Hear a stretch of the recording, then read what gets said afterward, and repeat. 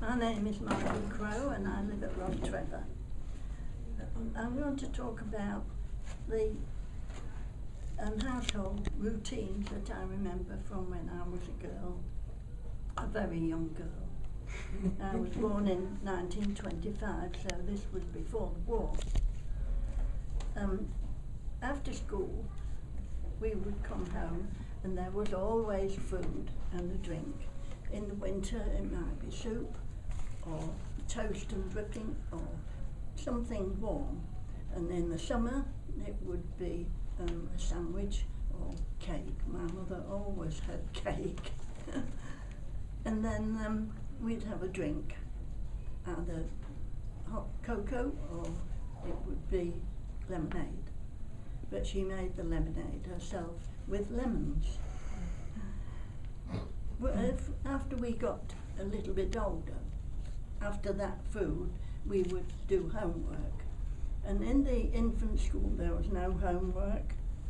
In the junior school we had homework only when we got to the 2 last years when we were supposed to be studying for the 11+ exam.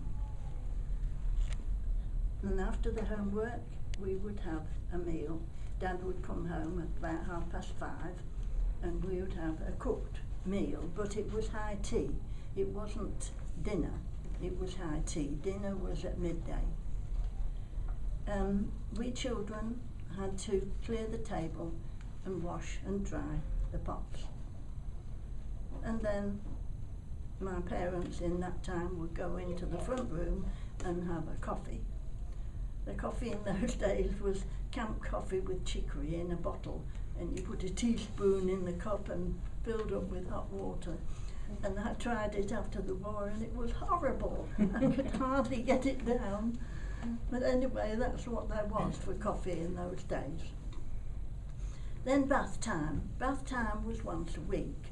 We didn't have mains water, but we did have a bath.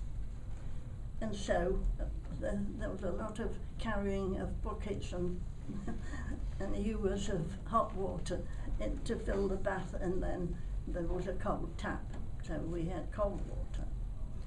And then when I got older we moved into an all-electric house and we had hot and cold water, and then bath time was once a day. And I always wondered why my mother kept saying, "Take care and wash behind your ears." And I never thought much about that until I was sitting behind 2 girls at school and I noticed the black patches behind their earlobes. After that I was extra careful.